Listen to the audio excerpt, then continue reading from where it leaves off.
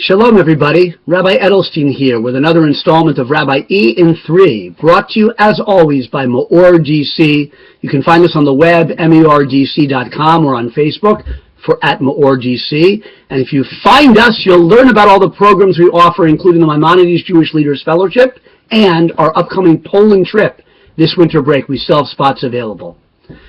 Okay, I'm in a serious mood, everybody, tonight. It's the portion of Toldos in the book of Genesis.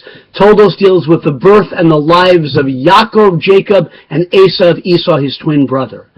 And it's such an important portion because it has so much psychological depth and world historical importance. Because we, the Jewish people, are descended from Yaakov, the third of our avos, of our patriarchs. And Esau was the adversary, became the adversary of Yaakov, the enemy.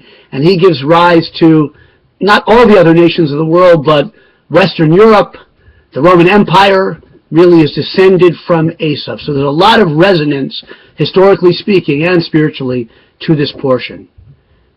Now, there's a scene in the early part of the portion where Esau sells his birthright to Yaakov. He comes in exhausted from the field. He's a hunter. And actually, in the oral tradition, we learn that on that day, he was not just hunting, but doing many bad things: idolatry, adultery, murder. He comes in exhausted. And Jacob is making a stew, and there's a reason for that. We don't have time for that now. I want to keep it to as close to 3 as I can. But he's making a stew, lentils, red lentils. And Esau says, I'm starving. I'm going to die if I don't eat. Give me some food. And Yaakov says, will you sell me the birthright?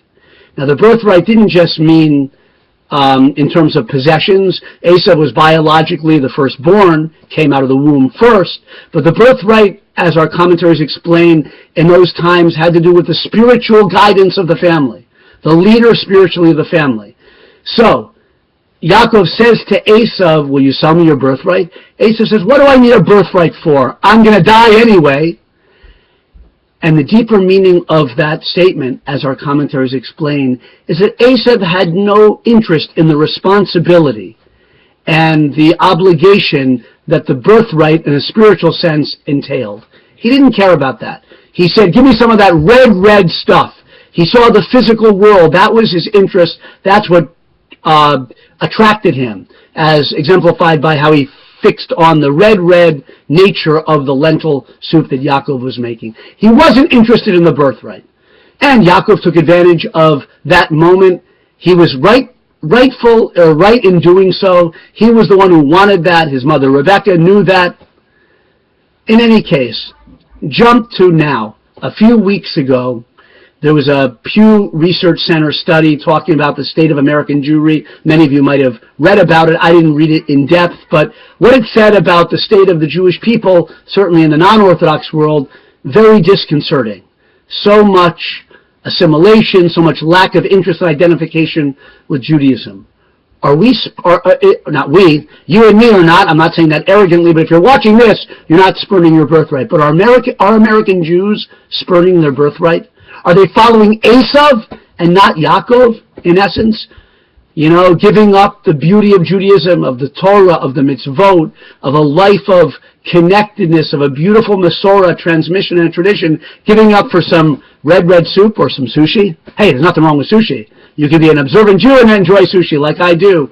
But the beauty of the physical world, and there's a lot of beauty out there, and the desires that we have to succeed in this physical world, which are normal and natural, but they shouldn't lead us to spurn the birthright, our spiritual heritage. There's a lot more to say, but I'm way past my time limit. Please forgive me. Have a great Shabbos, and think about that, each one of us. Am I fully connected as much as I could be to my Judaism? Can I find more depth and more inspiration? And if I'm not putting out that effort, maybe I'm spurning my birthright. Not maliciously like Esau, but by default. Have a great Shabbos. Sorry to be so serious. But life is serious. Good Shabbos.